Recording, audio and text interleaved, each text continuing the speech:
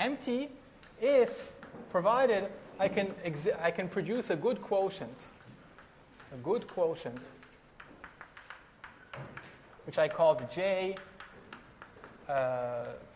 sharp of P, or was it maybe J0 sharp of P, I called it, which was a quotient of J naught of P, and it had to satisfy two conditions. One, that it has finite Mordell-Weil group, that's a substantial one, and then a kind of other, is more geometric local condition, that the natural map from J naught of P to P to J naught of P sharp is a formal immersion at the point infinity. So if we have those two things, so there's just a good quotient, so we want that J0 sharp P of Q is finite, and we want to have formal immersion at infinity. And then we saw that if we have these two properties, we can conclude that there are no rational points on Y1 of P.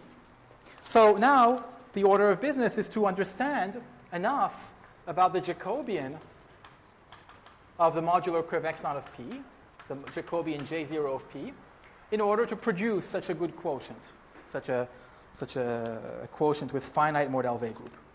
And the reason why we can do this, generally this is a very difficult problem. I mean, if you're just handed an abelian variety or a Jacobian of a curve, it's very hard to understand, even to compute on a computer, it's a Mordell-Weil group.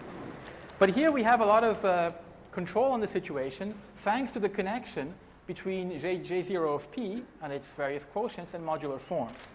So at the end of the lecture this morning, I introduced the space of modular forms, which I denoted by S2 of PR, which were the space of regular differentials on the modular curve x naught of P over R for R any Z algebra.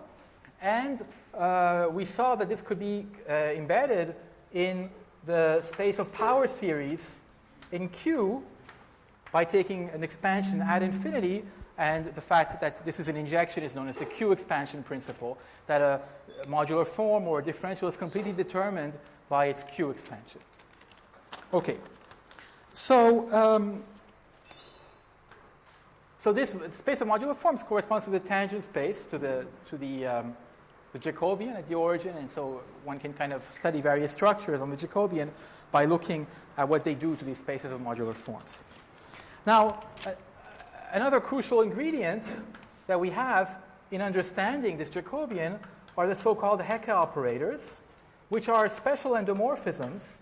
I mean, the idea is that we want to break up J0 of P into irreducible pieces by using the action of the endomorphism ring or the endomorphism algebra of this abelian variety.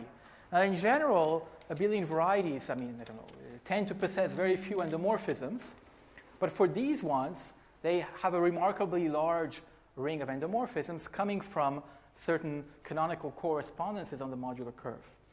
Now, where do these Hecke operators come from? Well, if you look at x naught of P,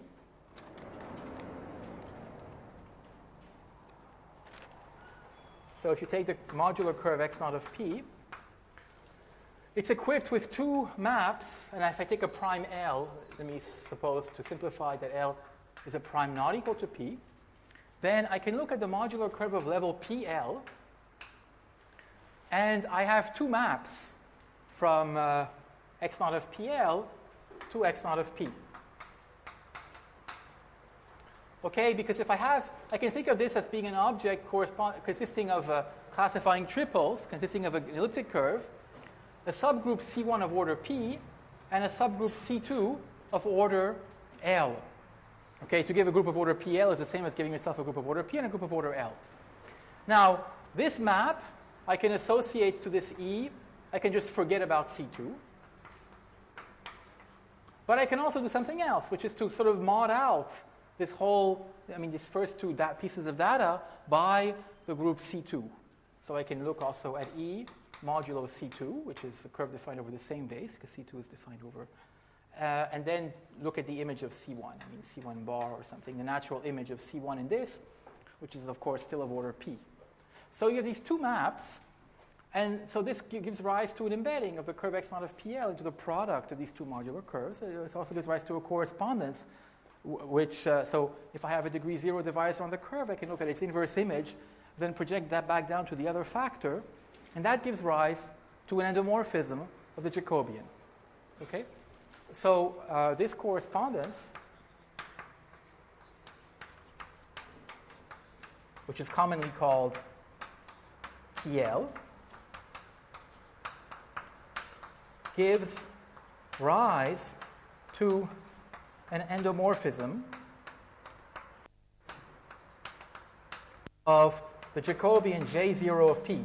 And the description I gave, I mean, everything here is defined over the rationals or over Z even, okay? And so, well, it's one over L, I guess, if it wants a smooth. So the corresponding endomorphism is defined over the rationals as well. So it gives rise to an endomorphism of J0 of P. So this TL belongs to the ring of endomorphisms of J0 of P, which are defined over Q. So I can look at the subalgebra of the endomorphism ring, which I'm going to denote T. So the subring of end Q of J0 of P generated by these Hecke operators, T sub L. And now we would like to, so here I'm just going to take primes L not equal to P. And we would like to understand something, to say something about the structure of this Hecke algebra acting on J0 of P.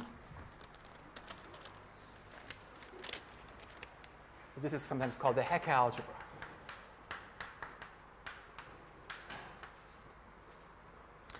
So, okay, so claim, so maybe, so what do we know about T? So T, maybe let me say T tensor Q. So T is a Z algebra. It's of course finitely generated as a Z module, so it's certainly finitely generated Z algebra. Let me look at the corresponding Q algebra. So T tensor Q is a semi-simple commutative algebra over the rationals, and moreover I can say something about its dimension. The dimension over Q of this algebra is equal to the dimension over Q of the space of modular forms of weight 2 with rational Fourier coefficients, so with rational Q expansions, and it's also equal to the genus of the modular curve x naught of P. Okay, so this equality is just the fact that we know that the genus of a curve is the dimension of the space of regular differentials. The beef here is this one, that these two spaces have the same dimension. So this gives me a good idea of what the ring of Hecke operators looks like.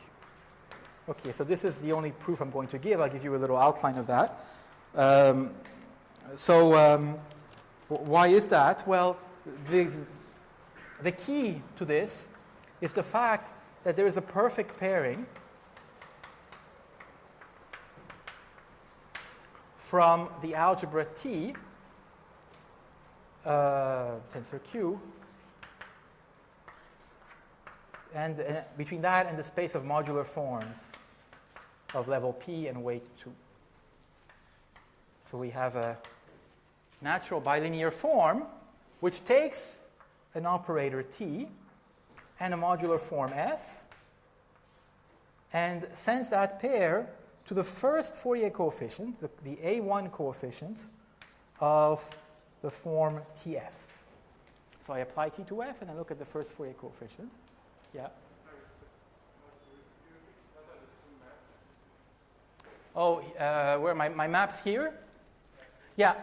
So maybe yeah, here it's a little bit unreadable. So here I'm modding out. So this is a group of order L. Sorry, order P.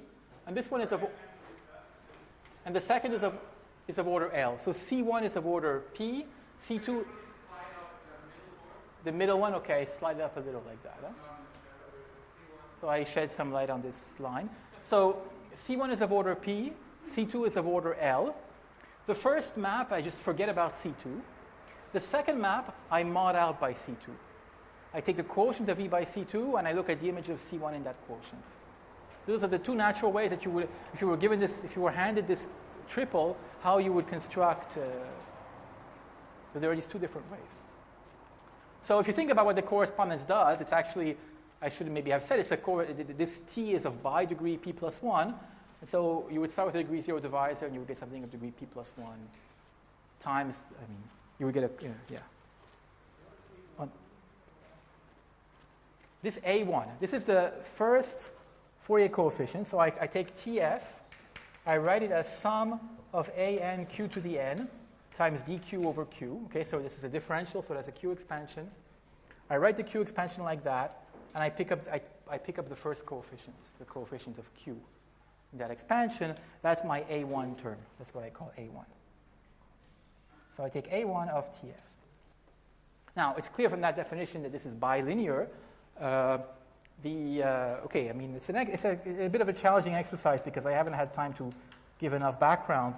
But I'll leave it to you as an exercise to think about. Those who know more about modular forms and Hecke operators will be able to do this exercise very easily, and maybe you can explain to others how to go about doing that. Exercise, show that this is perfect. Excuse me? What? Because of the Q expansion principle, okay? So these forms are, I start with a modular form. The point is that the Hecke algebra T operates on S2PQ. It preserves this space, okay? Because the Hecke operators are defined over Q, they give rise to endomorphism, the Jacobian over Q. So they send differentials defined over Q to differentials defined over Q. So it's a consequence of the Q expansion principle. So show this is perfect. So that's basically the idea is that a modular form is determined by its Fourier coefficients. That's the key to that exercise. Okay, and once you, of course, by duality, once you know that, then everything follows. Yes. Either is fine. I don't really care. If you're happier, of course, the dimension over C of the space tensor over C is going to be the same. So, yeah. But I mean, this is perfectly fine.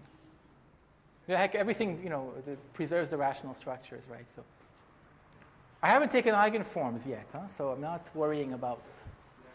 These are just rational vector spaces of the right dimension. Okay. So.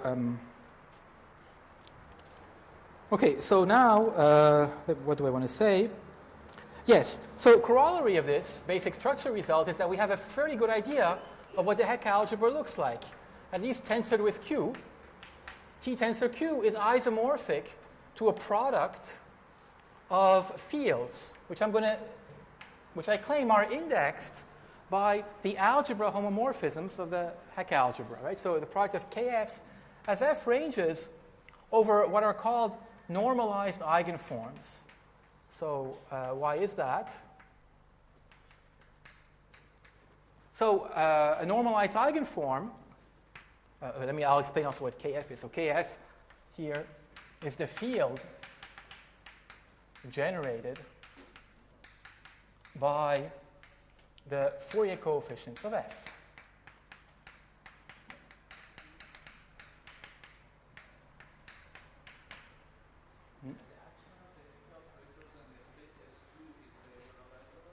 Yes, it's completely explicit. You can write down a formula for it. Maybe I should have mentioned this also, because that is also a way of seeing that somehow what I'm saying here makes sense, right? So TL, if you look right on the level of Q expansions on the space of forms of way 2, there's an explicit formula. This is the sum of a n over L Q to the n over all L dividing n plus L times the sum of a n Q to the NL. So we had this completely explicit formula for the action of the Hecke operators, which shows that if I start with a form with rational coefficients, I'm going to still have rational coefficients.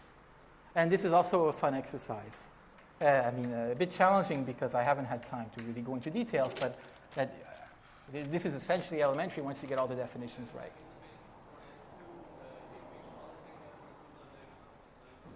No. Yeah, that follows from semi-simplicity, but provided you pass to a sufficiently large extension of the rationals. Okay? So over the complex numbers or any algebraically closed field, yes. But that's what I'm going to say here, actually. I'm going to get to that now, actually. So what do I mean by this? Okay, but what do I mean by normalized eigenform? So an eigenform is a modular form which is an eigenvalue, which is an eigenvector, which is an eigenvector for T, a simultaneous eigenvector for all the Hecke operators. So, of course, in order to diagonalize these Hecke operators, I might need to pass to an algebraic closure. So maybe F belongs to S2 of P with coefficients in Q bar.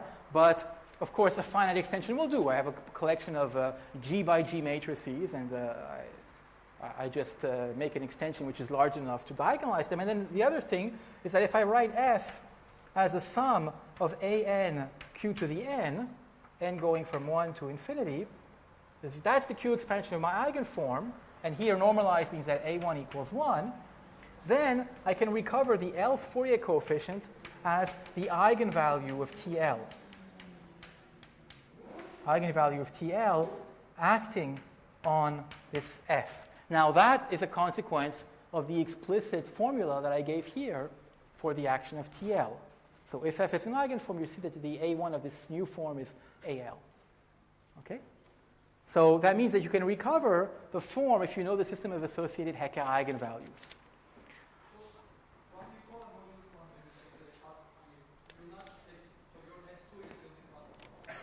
Yes, this was a space of regular differentials on the modular curve, on the complete modular curve on x naught of. So it's really cusp forms, yeah. Yeah.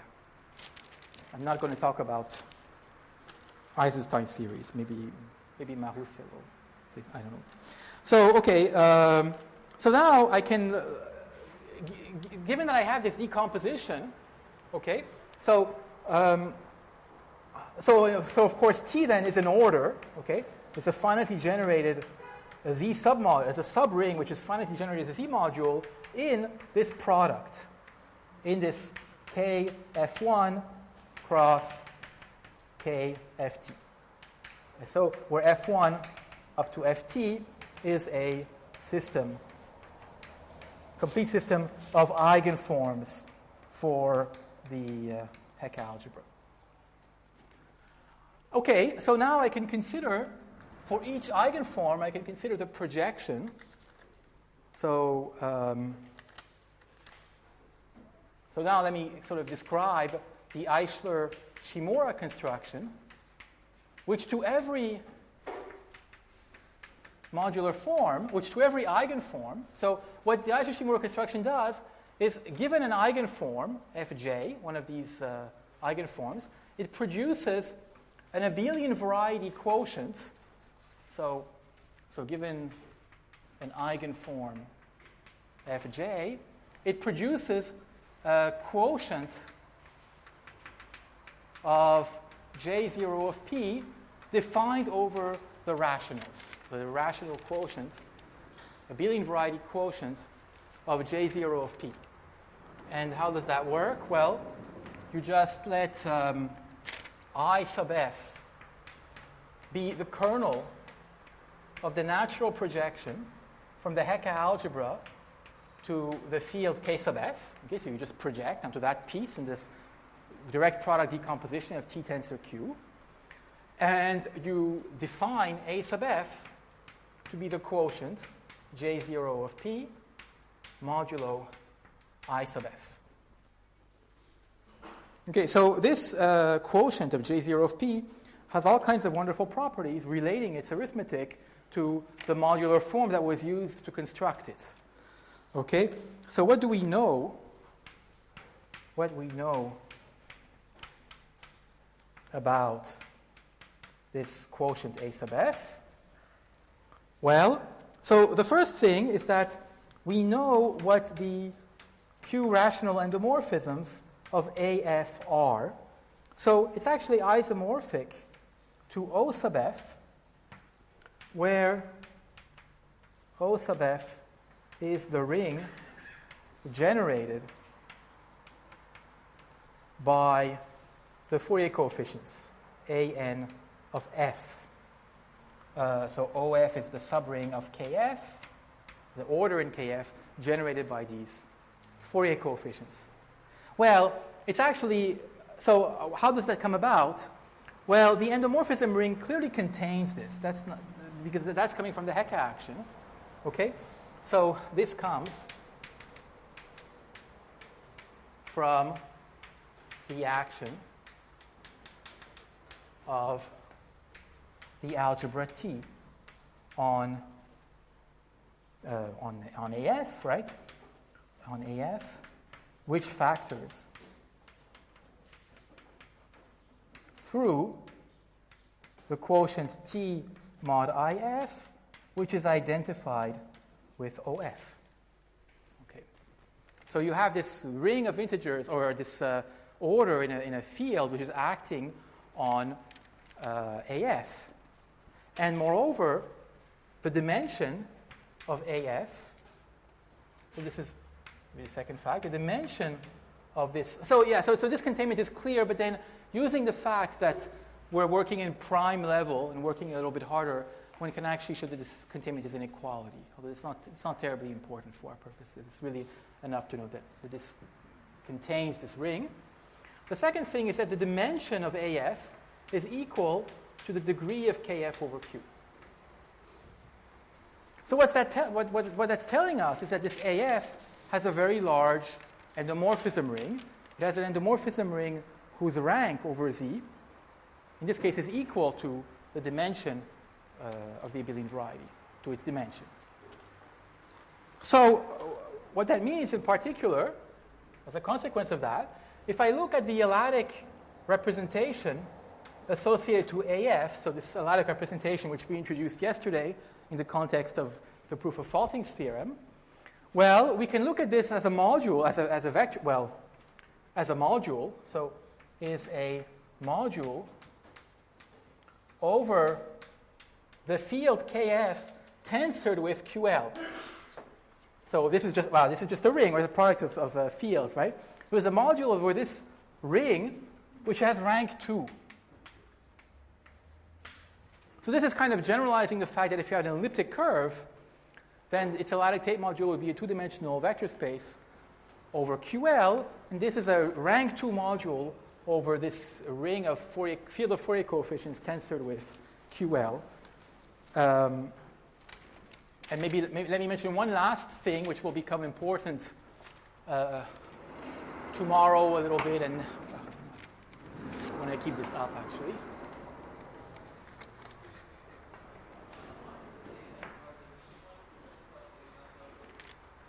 What is it? Yes? You're sort of optimal. Maybe. What do you mean by minimal? Yes. Yes. In this case, these AFs are irreducible. They're simple. Maybe this is property 0. The AFs are simple quotients. They don't break up further into irreducible pieces. Excuse me? Yes. Yes. Right. So this is another thing that, so from all this, we can see that the J naught of P, maybe I'll write it here because it's an important point, that J naught of P up to isogeny breaks up as a direct product of these A sub Fs.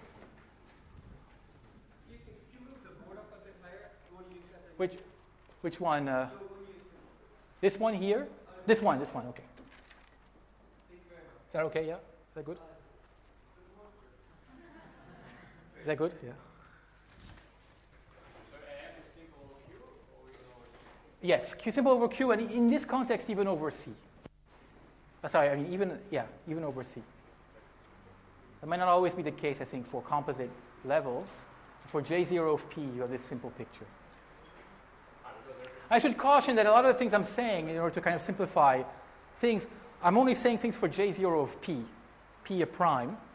it gets a little bit more complicated to describe this decomposition when I look at J0 of n and n is not a prime, okay? There's other issues. I mean, in fact, the Heck operators might not be semi-simple, but here we're just focusing on that case where I can make statements that are a little bit cleaner. So, yes, so from what was just mentioned before, so that means that J0 of P decomposes, is isogynous over Q to the product of these simple quotients, A, F, J.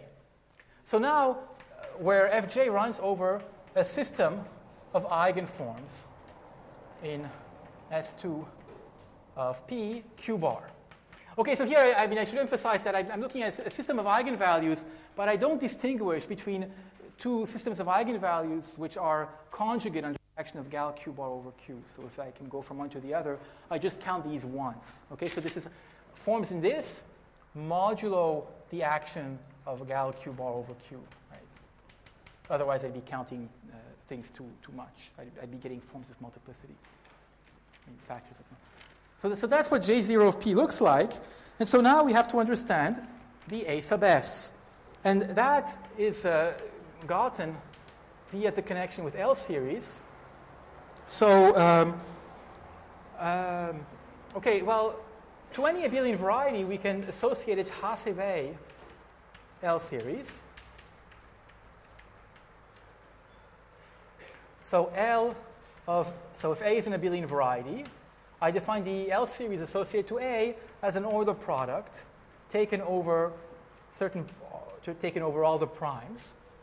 And the other factor is 1 minus the Frobenius element at L acting on some p-adic Tate module of A, but I only take the part which is fixed under the inertia group L to the minus inverse. Okay, so this is the definition of the Hasev AL series associated to A. You can also write down a definition of these Euler factors where basically the data that you need to write down the Euler factor at the prime L just depends on the number of points of this abelian variety over the field with L elements, at least for the good primes, for the primes of good reduction. Okay?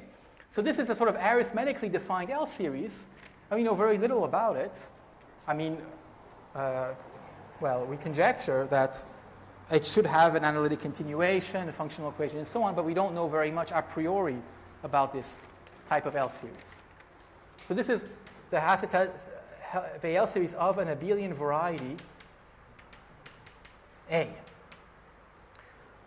But we have another completely different kind of L series, which is associated to a modular form.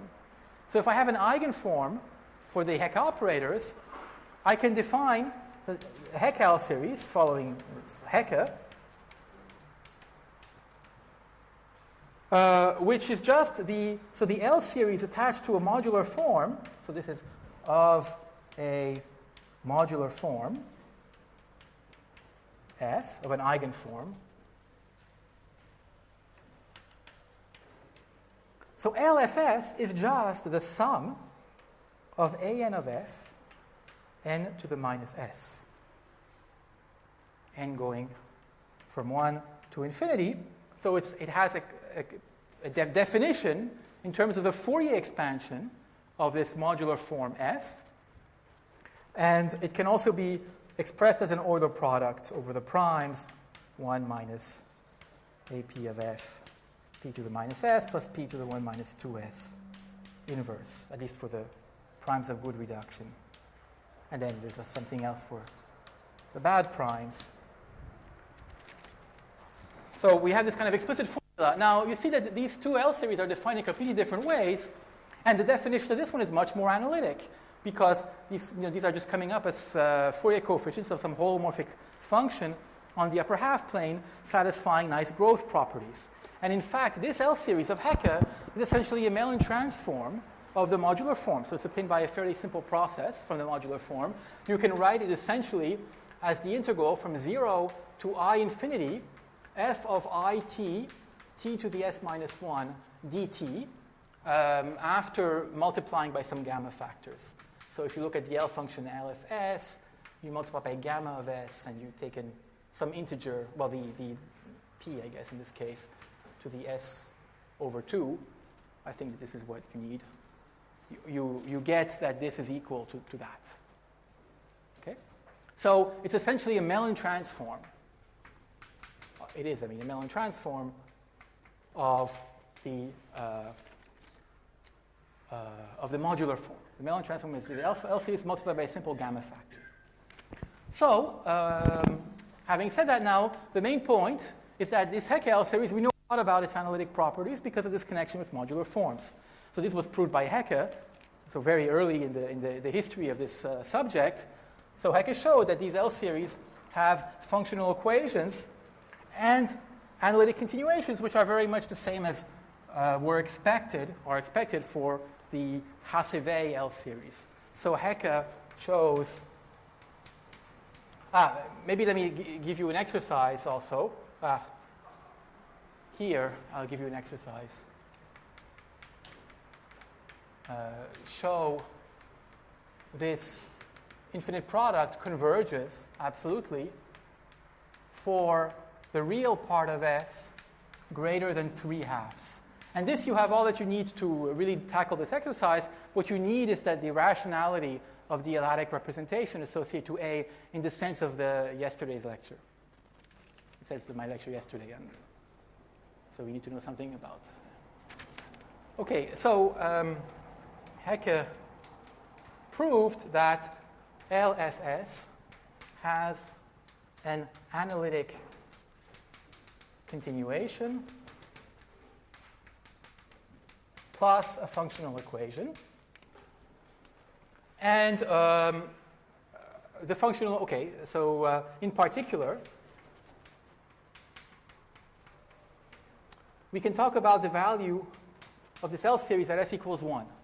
So this makes sense, because this function extends to an entire function on the complex plane, and in particular, you can make sense of the values at points that lie outside the domain of convergence of the series used to define it. Well, you see the analytic continuation follows from this representation, which converges everywhere. Okay? So we have that. And now, let me sort of mention the big result, which connects these two types of L series in the case of the abelian variety A sub f associated to modular form.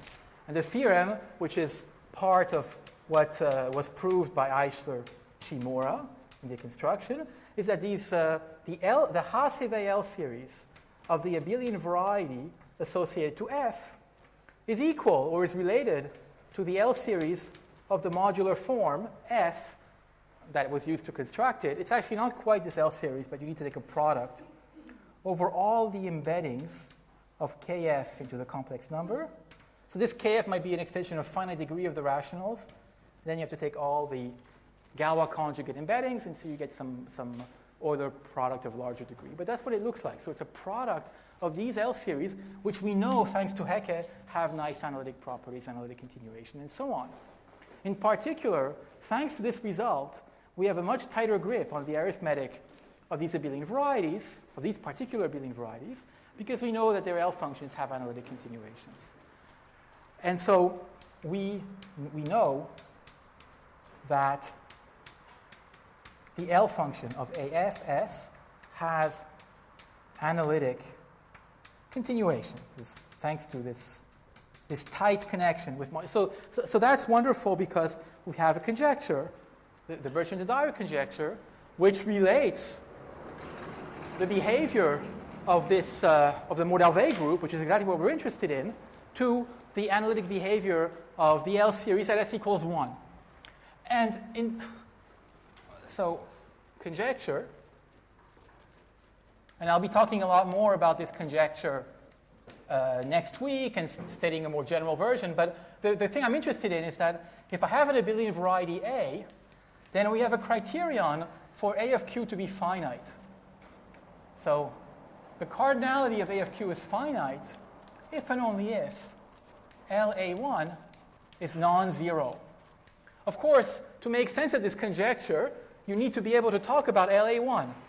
And at least for these modular abelian varieties, we're in the good situation that we at least can talk about LA1 without invoking some extra conjecture. But then, even better than that, there's a fundamental result, which is much more recent than the result of Eichler and Shimura, which is a theorem of Gros-Zagier and Kolyvagin, and which I'll be talking a lot more about next week, which tells us that, in fact, we know this part of the BSD conjecture for these so-called modular abelian varieties that come from modular forms. So the theorem is that if the L function of AF, now AF I know is non-zero, then AF of Q is finite. So that gives us a way of tackling the problem of constructing a quotient of J naught of P with finite mode L group by exploiting this connection with L series. Okay? And so now I can kind of give you, so this I'll talk about next week. I mean, this is one of the fundamental results in the subject, and so I'll be devoting some time to it in the lecture series of next week. So anyway, this allows me to give a construction of the quotient, which I promised you, this J0 sharp of P. And the construction is the following. I just look at the natural map. I take I sub, I'm going to call it I sub E to be consistent with the notations that will be used in Marussia Rebolledo's lectures. So this is going to be the kernel of the natural map from T to the product of the K sub Fs, but I only pick up the ones for which the L series is non-zero. So I look at this projection of the Hecke ring, and then I define J0 sharp of P to be J0 of P modulo this ideal. So this is isogynous to the product of the A sub Fs taken over all Fs for which LF1 is non-zero, and therefore, by construction, J0 sharp of P of Q is finite. And in some sense, well, we expect by the BSD conjecture, by a more general version, that this is somehow the largest quotient with this property, having finite mode L group. Okay, let me just now, I'm going to just quickly finish by saying that we can kind of give a more concrete description of this ideal, IE, and therefore of the associated abelian variety quotient, which will be useful for what Marussia Rebolledo will say. So we can also define the ideal I sub E as the annihilator in the Hecke algebra of a certain element, which I'll also call E, where E is going to be an element in the homology of the modular curve x naught of P with coefficients in Q. And this element is going to be simply the one that corresponds, which is related to the path from 0 to the cusp infinity. So if I look at the upper half plane, I can look at this path from 0 to I infinity, and you see from this integral formulation, this integral representation of the L series LFS, that the special value of f(1), LF1, is essentially the integral from 0 to I infinity of the associated differential form. So this functional integrating from 0 to infinity is capturing the non-vanishing of this L series at s equals 1. So that's how you detect whether the L series doesn't vanish. So that's why, I mean, this path is not quite closed on the modular curve, so it doesn't belong to the integral homology, but if you tensor with Q, it's a result of Manin that this is actually in the rational homology. And this is the element whose annihilator we take, and this ideal is the same as that one that I wrote down more concretely, and if you take the quotient, you get what's called the winding quotient. So this thing, which I call J0 sharp of P, is sometimes also called the JE or JE of P, I'm not sure, and it's called the winding quotient. It was the quotient that was introduced by Merel to tackle sort of generalizations of Mazur's result from the case d equals 1 to a higher degree. And that's what Marussia is going to discuss now. So in the sort of second half of this lecture, so until about 3:45, I guess it's the second. Yeah, I mean, maybe she'll take an extra 10 minutes beyond the end. She'll discuss how this kind of results can be, or these ideas can be used to extend Mazur's theorem from the case of rationals to number fields of higher degree. Okay.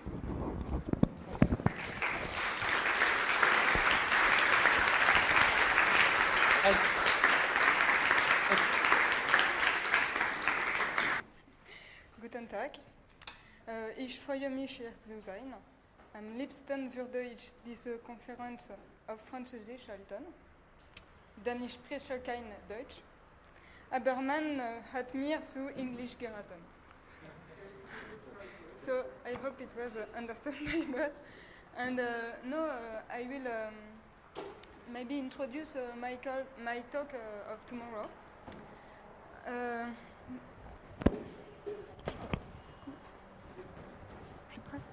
Là? Okay.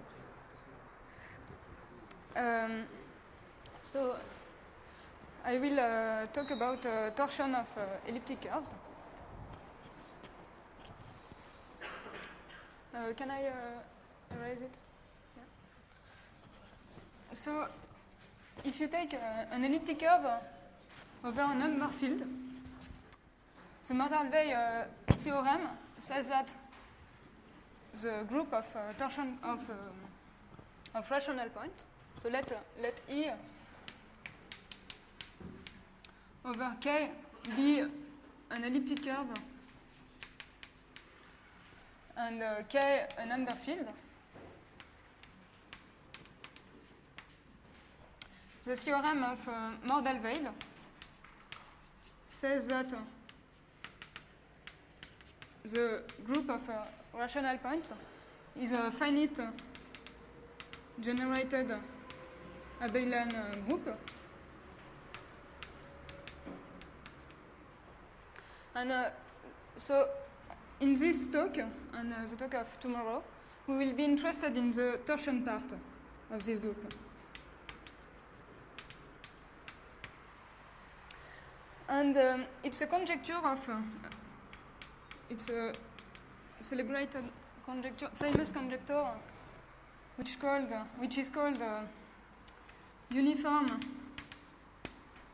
boundedness conjecture, and which is due to Hogg in the 70s, and perhaps due also to other mathematicians like Poincaré around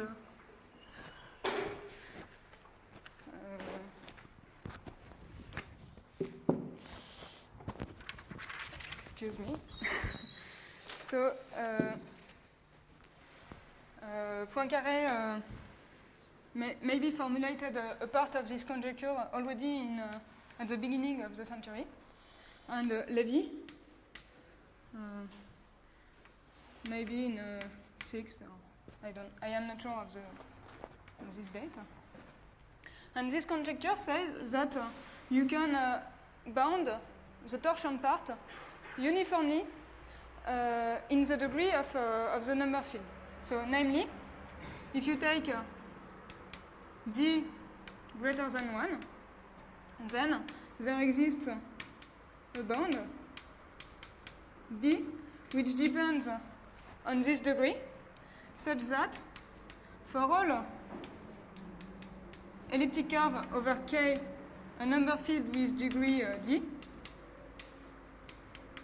then the torsion for all such elliptic curves, you have the cardinality of the torsion over K bounded by the BD. And this is since 95, this is a theorem of Merel. And the goal of my talk is to to give a sketch of a proof of this theorem. And actually, this theorem relies on several results, and in particular on Mazur's and Kameni's works. And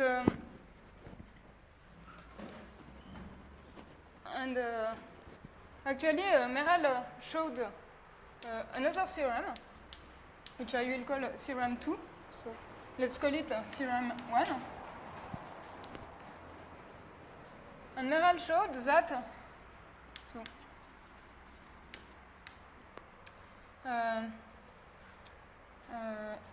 let P greater than something, D2, and let E be an elliptic curve over a number field with degree D over Q greater than 1.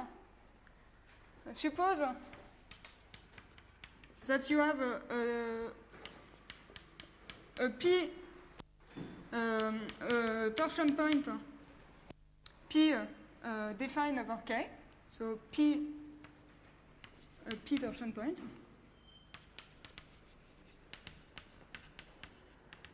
So here I forgot to say that P is prime.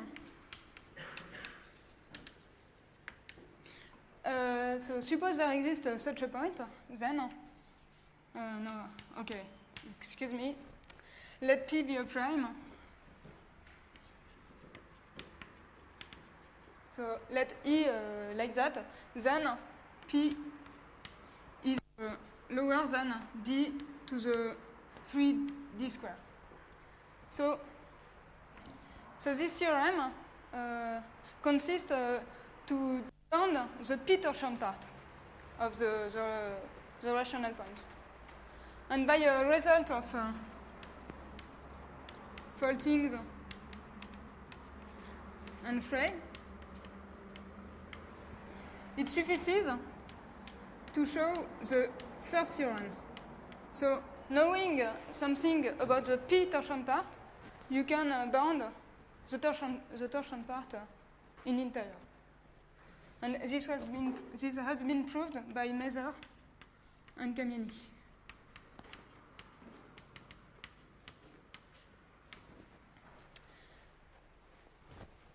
And it. Sorry, the fact that it implies the fact that the theorem 2 implies the theorem 1. So what if all things are private? Because they use some works of Foltings and Frey, and they put it in the machine to have this implication. Anyway, so tomorrow my talk will give a sketch of proof of the theorem 2. But before, I want to do some remarks. So the first one is that in this theorem, you can notice that D is strictly greater than 1. But if you take D equal 1, you have the Mazur theorem.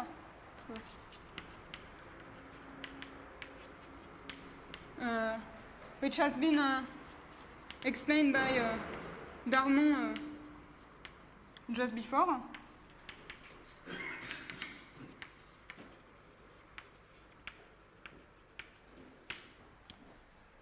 So I can recall you that for P greater than 11 or P equal to 13, then Y1 P has no rational point over Q. And if you look at the signification of this, it means that there is no elliptic curve defined over Q endowed with a Q rational P torsion point.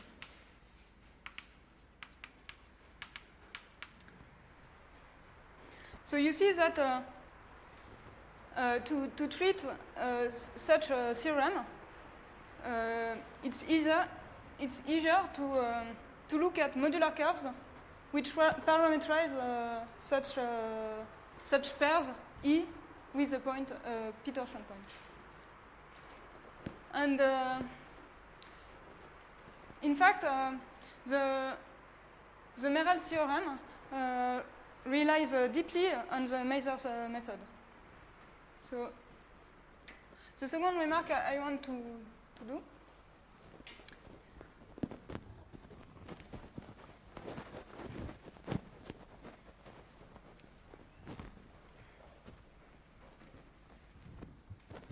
is that the bound t to the power 3d square is not optimal. I mean that, for instance, Oesterle improved this bound, improved the bound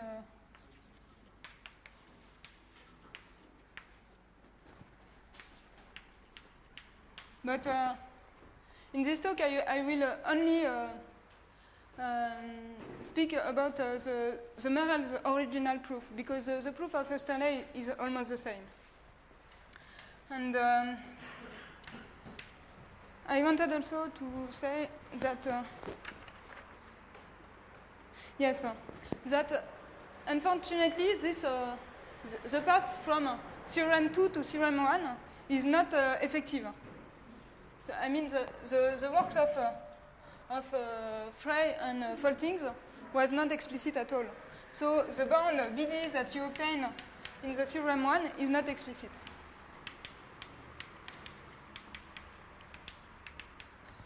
But in 1999, I think, Pierre Parent bounded the p to the r torsion for r be an integer greater than 1. So it allowed Parent, with the theorem of Merel, to have a BD explicit, and actually it's exponential in the degree of the number field in D. And we conjecture that there is a bound BD which would be polynomial in the degree.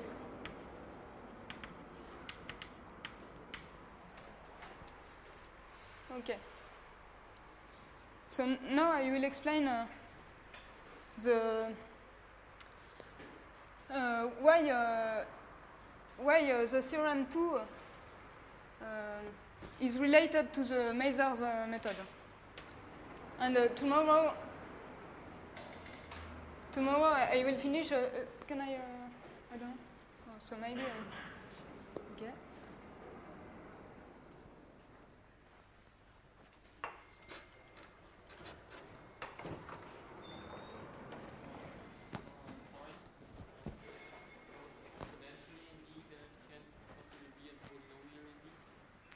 Yes, I mean we hope so, but we don't know how to do that.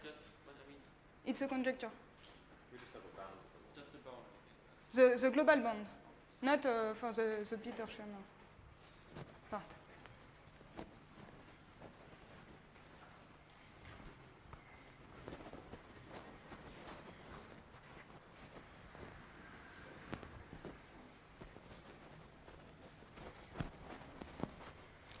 So let's suppose, so this is the first paragraph.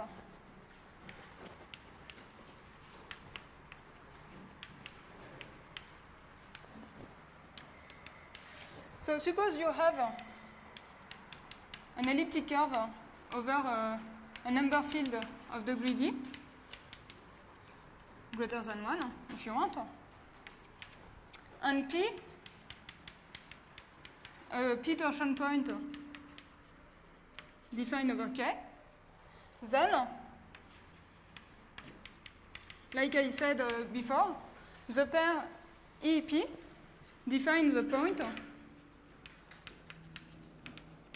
which I will call, like Henri Darmon, x tilde, in the affine part of the y1p modular curve, and which is k irrational, which is defined over k.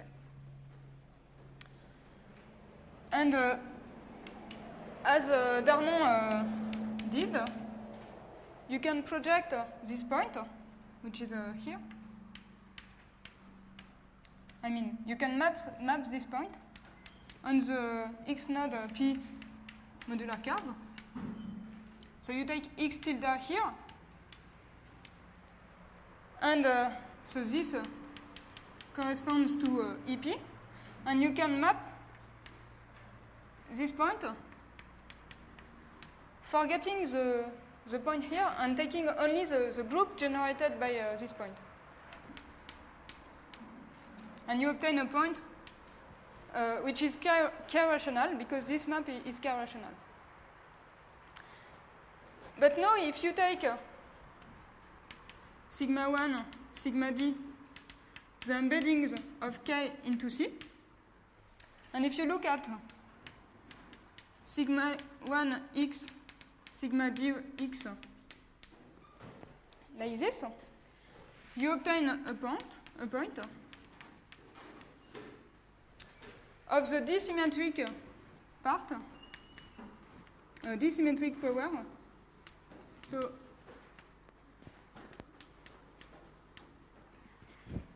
of x0p. So what is it? It's a quotient scheme. So if you take the d power of x0p, you can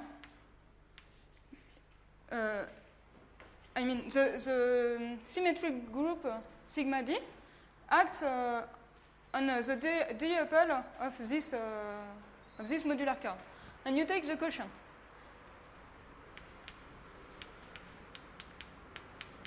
So this is a scheme which is smooth over z, where z is, like in the Darmon stock, z of 1 over p. And since if you look at the Galois action on this d-tuple, it's only permute each coordinate. So if you take the quotient by the symmetric group, you obtain a point which is rational over Q.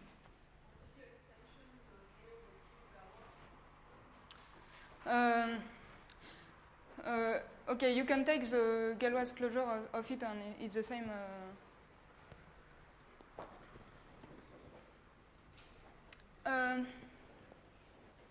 So you see, now the method will be almost the same as in the case d equal 1, because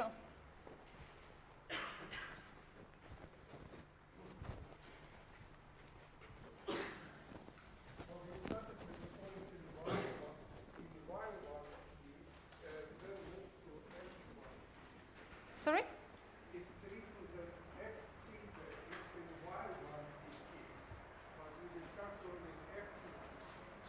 Okay, but I am not sure if I have understood your question. So you take, is it your question? So it includes, like, and you are right, here it's included in the affine part also.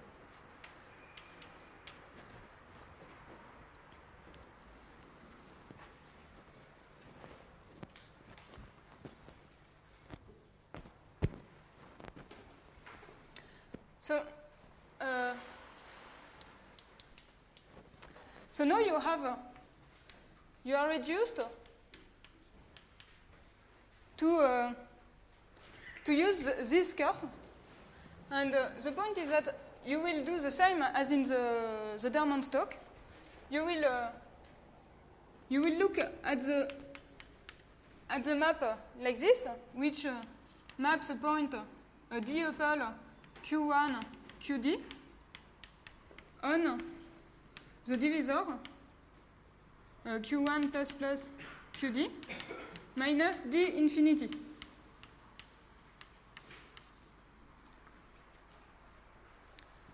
And you will take the good quotient that just introduced Darmon, which is the so-called winding quotient.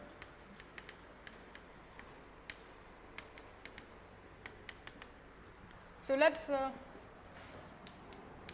denote it by phi e d. And the theorem says that so it's a theorem of Maser extended by Kamieni's work,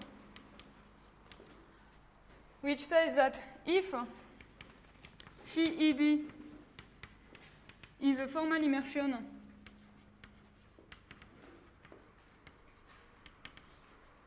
at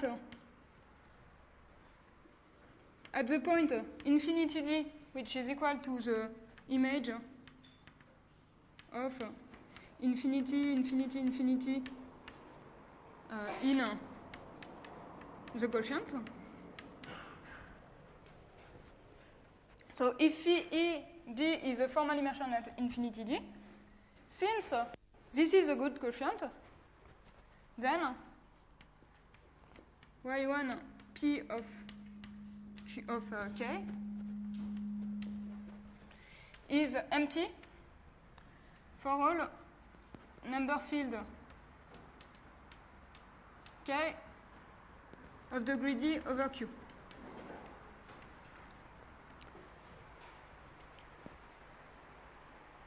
So the proof of this theorem is almost the same as in the talk of Darmon.